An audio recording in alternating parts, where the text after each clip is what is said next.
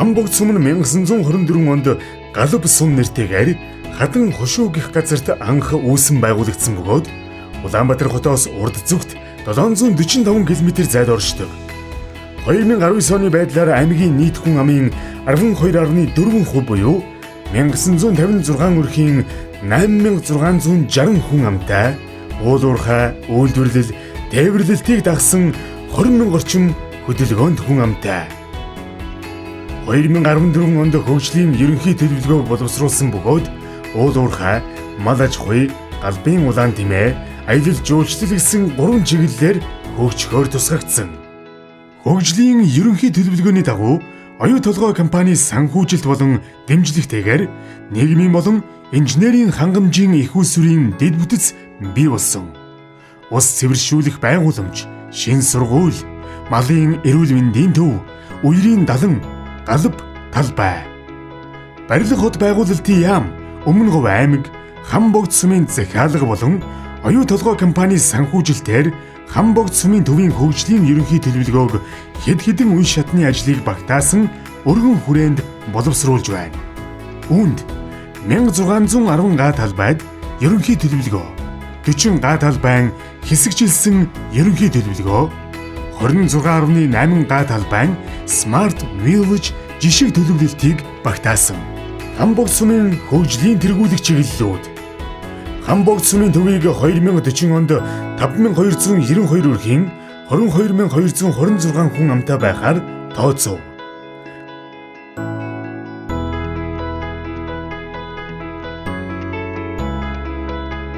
Хамбогд сумыг төвийн бүсийн тогтвортой, компактны, ухаалаг, завгар сум болгон хөгжүүлэхээр хот төлөвлөлтийн концепцийг дэвшүүлж байна. Хот төлөвлөлтийн концепц бүсчлэлийг сум, орон нутгийн иргэдэд танилцуулан санал авч иргэдийн оролцоог хангаж байна. Аялал жуулчлалын төлөвлөлтийг Галбын говь нутгийн эндемик ховордсон ан амьтдыг хамгаалах, түүнд түшиглэн байгалийн аялал жуулчлалыг хөгжүүлэхээр төлөвлөв. Шар цав болон хүрдэт агуйн орчим, жуулчны бааз, дэмчгийн хийд, Галбын 3 хийдийн онцлогийг шингээсэн жуулчны бааз. Сумын төвийн аялал жуулчлал Галбын улаан тэмээний судалгааны хүрээлэн тэмээний бооцоотой уралдааны цогцлбор. Талбайн анализ. Хамбогд ухаалаг хот төслийн хэсэгжилсэн ерөнхий төлөвлөгөөний тогтчлтын ажлын зургийг 26.8 га талбайд гүйцэтгэнэ. Төлөвлөлт хийгдэх талбай нь хатуу хужилттай авто замаар хүрээлэгдсэн, инженерийн шугам сүлжээ бүрэн шийдэгдсэн, хуучин захиргааны барилга, соёлын төв, дандан, сургууль, цэцэрлэг бүхий орчин байна. Мөн төлөвлөлтийн талбайн урд гигетийн амны голын сайр, түүнийг дагсан сүрлэг силуэт бүхий хадан хавцлууд харагдах байгалийн өгөгдөл, хойд талдаа галб цэцэрлэгт хүрээлэн байрладаг. Төлөвлөлтийн шийдэл. Эдэлбэр газруудын газар зохион байгуулалт нь хоёр талаараа хөндлөн гудамжтай байрлсан нь төлөвлөлтийн шийдлийг сонирхолтой болгож байна.